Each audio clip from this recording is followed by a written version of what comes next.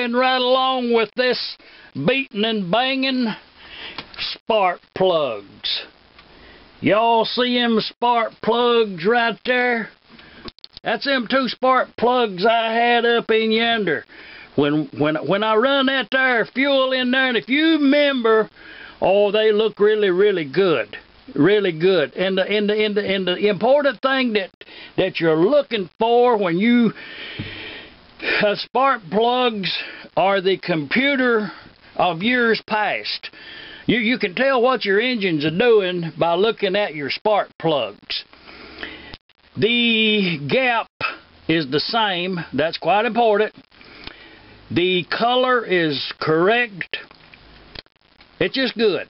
This happens to be a champion yonder at RJ12C. I like a H10. There's what I prefer. They do Autolite. There's several different brands, and some engines will run better with a different brand plug in it.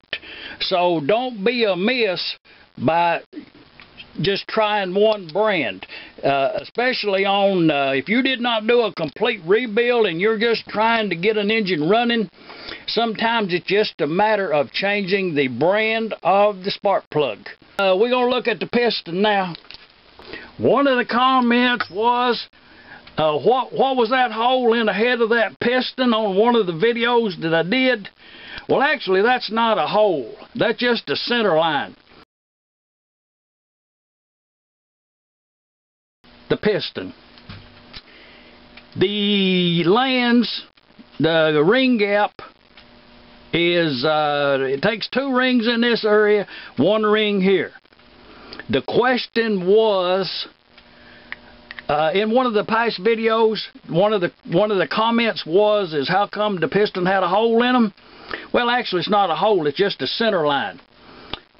Probably in the machine they put this thing in, it probably had a, I'm just thinking out loud, most likely a center point here to steady the piston, and then they would cut that machine, that ring groove in there. 1 ring went here, 2 rings went here. But it's not a hole. And on the inside of the piston, if you look down in yonder, there is actually a little protrusion in the metal so that would not be a hole. This piston's happen to be a number is casted inside of it there, and it's a S303 is the piston. This happens to be a new old stock, and I'm kind of proud to have it. Yes.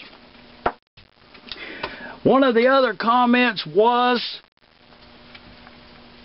and it just let me add, this is probably one of the easiest engines you will ever work on, Maytag. They're just unbelievable simple engines to work on. And I did the other day, I misspoke. I said one somewhere back under, I did say it was a hit and miss, and they are not. They are throttle governor engines. And the way that works is just go back a few videos, and it's explained well, but the governor just restricts the fuel mixture intake, the volume. Grease seals. Just do not install a grease seal in these engines. It's detrimental, and the reason that I make these comments is I really like to put them bushings in there. It pays well. They're easy to put in, but it's really easy to wear a bushing out. And the easiest way to wear that bushing out is to sandblast or bead blast this block once you have put the crankshaft in it, because it's just almost impossible to tape that area off secure enough that you do not get some kind of media between the crankshaft and the bushing, especially if there's any oil in there. and you should have put oil in it to assemble it. And once that blasting medium and that oil gets on that bushing, it's like a grinding paste. And then, like I say, it does pay well for me to put them bushings in there. So, you know, if you want to save your bushing, don't sandblast your engine. And don't put that grease seal in there. For the simple reason, the way these engines are made, the hole for the fuel intake is somewhere, it's dead center of this air intake pipe. So if you come over here and kind of imagine where the center of that would be, it would be somewhere right in here. And I've measured it before, and I don't know what that number is, but the hole in this block is somewhere right here. If you put a grease seal out here, then it makes a vacuum between this area right here, where that hole is in the bottom of that casting. There's a vacuum between the seal and here, and that fuel just won't work its way out there. The same way on this side over here. It's worse on this one because the distance is so far that and the way this engine is designed, the crankcase pressure is to the volume and the number that when everything is correct and you do not have your fuel mixture set too much, then where you're only getting the vapor, then it will starve itself for lubrication from here out, and then on this side all the way. It's just a bad deal to put a seal in here. Like I say, it pays well to put them bushings in there. Pays well.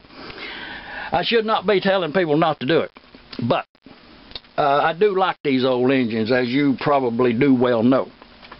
Another comment is spark plug gap.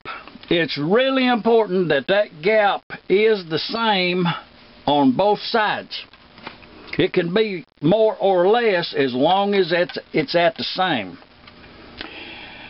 And take them out. Especially if you are new to Maytags and you don't know the correct air mixture setting, then when you run the engine, you can actually take the plugs out and look at them, and you can tell if you had your air setting correct or not. Just whatever you want to do to your engine is perfectly okay with me, and you know, just get her done. But it's just, I have found out, especially on the gas mixture, just a good 30 weight non-detergent mineral base motor oil and a low octane fuel. I have found no benefit, no reason to use a high octane fuel in a Maytag. One of the reasons is compression. Especially an old worn out engine that where the rings are about half gone, you run it at a lower compression, the best you can do, and octane is required. High octane is required on high compression engines.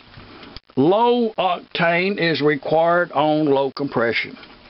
So with that said, I prefer Coleman fuel. Actually, the Camp fuel, the store brand. Costs a little bit less. And that stuff's getting high price too now.